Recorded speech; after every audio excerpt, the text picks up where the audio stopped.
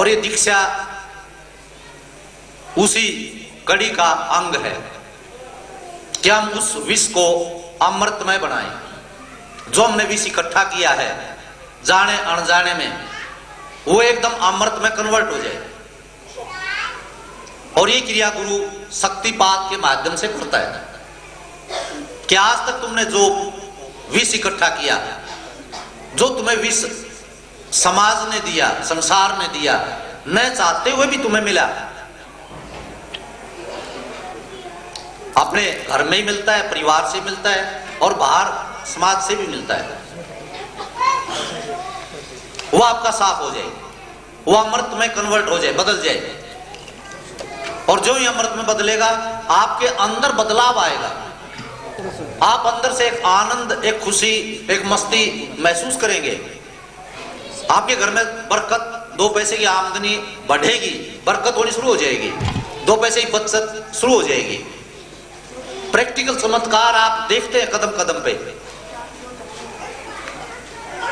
क्योंकि जहां विष का प्रभाव नेगेटिव है, उल्टा है कि आपके घर में आमदनी कम होने लग जाती है, बरकत कम होने लग जाती है। कई बार हम सोचते हैं कि आमदनी बहुत ज्यादा है और पता नहीं कहां जाते हैं हम, पता भी नहीं लगता।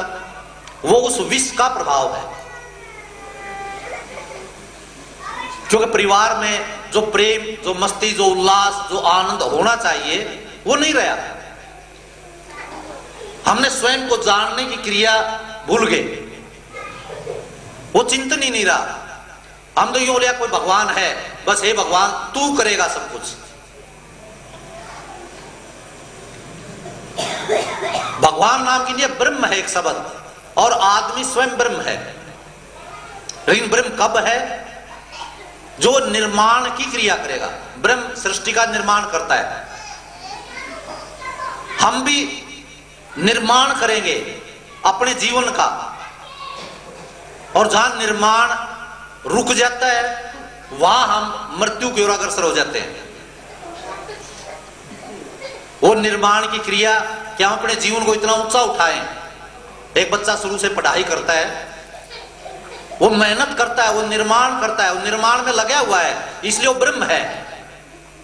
वो पढ़ाई में आगे MA करता है, PhD करता है, डॉक्टर बनता है, इंजीनियर बनता है, वो निर्माण की क्रिया है उसकी। वो कोई भगवान से दूर नहीं है, वो स्वयं लगा हुआ है अपनी उस ब्रह्म की क्रिया में। वो ब्रह्म है क्योंकि निर्माण की क्रिया में लगा हुआ है। हम स्वयं ब्रह्म हैं, हम उस निर्माण की क्रिया में लगें और अपने आप को उस लेवल तक उठाएं जहां पर हम पौरुषवान, ताकतवर, हम स्वयं ब्रह्म बने। कोई अलग कुछ भी नहीं है। और जिस टाइम आपका चिंतन गुरु का समर्पण होगा, अंदर से चिंतन होगा मैं तो हूं, मेरे साथ गुरु है, मैं अकेला हूं ही नहीं, कहां है अलग से कोई चीज। ये तो प्रतीक है, जो मूर्तियां रखी है, सारा प्रतीक है थोड़ा सा। ये तो पहली क्लास की पढ़ाई है, हम उसी में लगे रहे तो कैसे काम चलेगा? हम कैसे निर्माण कर पाएंगे? डिपेंड नहीं होना,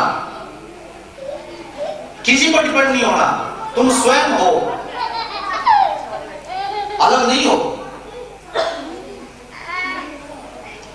इसलिए दीक्षा उसकी कड़ी है।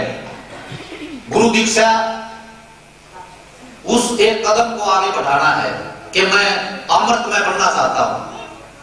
हे गुरुदेव, हे भगवान, मैं आपकी शरण में हूं, मेरे उस जहर को अमृत में बदलिए ताकि मेरे अंदर से बदलाव आए, मेरे जीवन में बदलाव आए। और जो मेरी आदतें हैं वो अपने आप अंदर से बदलें, और बदलेंगी, बदलती हैं।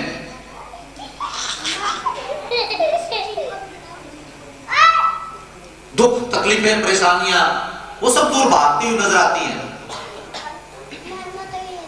और ये शरीर, बार बार मैंने आपको समझाया कि बहुत ही सेंसिटिव ये कंप्यूटर है, बहुत नाजुक, क्योंकि भगवान का स्वयं जीता जागता मंदिर है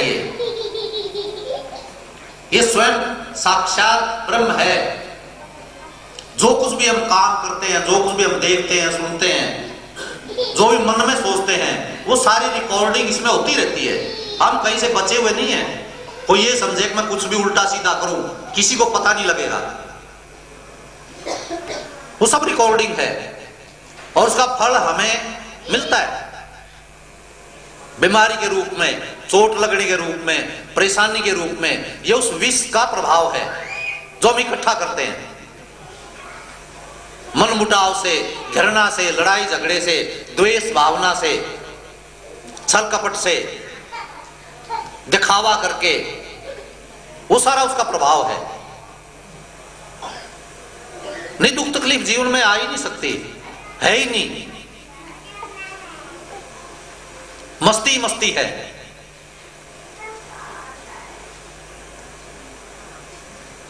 तो इसलिए सब आप प्रेम में बने, गुरु में बने, गुरु को अंदर से समर्पण करें। बाहर अलग से चिंतन करने की जरूरत नहीं है। गुरु अलग बाहर नहीं है कुछ भी। ये शरीर गुरु नहीं है। जो इस शरीर में है वो आपके अंदर भी बैठा है, आपसे अलग नहीं है वो। लेकिन हर समय आप उस चिंतन में डूबिए कि हे भगवान, हे गुरुदेव, आप तो मेरे साथ हैं, इस शरीर में बैठे हैं, मेरे से अलग है ही नहीं। और जब मेरे शरीर में है तो हर शरीर में आप हैं। और जब हर शरीर में गुरु का चिंतन करेंगे तो किससे लड़ाई झगड़ा नहीं कर पाएंगे, किससे द्वेष नहीं कर पाएंगे, किससे मनमुटाव नहीं कर पाएंगे, किससे भी धोखापट्टी नहीं कर पाएंगे। क्योंकि जब वो आप करते हैं तो वहां सीधा आपके सिर पर नेगेटिव है। क्यों? गुरु तो ये हर आंखों से देखता है।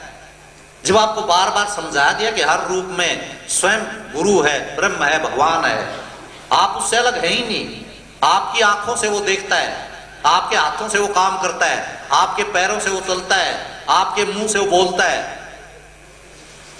लेकिन जन्म से बड़ा होने तक भगवान ने आपको समर्पण किया, आप उससे अलग बने हुए हैं। जैसा आप चाहते हैं वैसा कार्य आपके शरीर से होता है, वो करता है आपके शरीर के अंदर से, क्योंकि पूरा समर्पित है आपको। आप उससे अलग बने हुए हैं। मैं हूं, मैं ये कर सकता हूं, मैं वो कर सकता हूं। और जब तक आप अलग बने हुए हैं उस टाइम दुख, तकलीफें, बीमारियां, परेशानियां, काम में रुकावट, वही खजाना आप प्राप्त करते हैं। कदम कदम पे दुख तकलीफें आपको मिलती हैं। लेकिन अब आगे से आप उसको समर्पण करके देखिए अंदर से।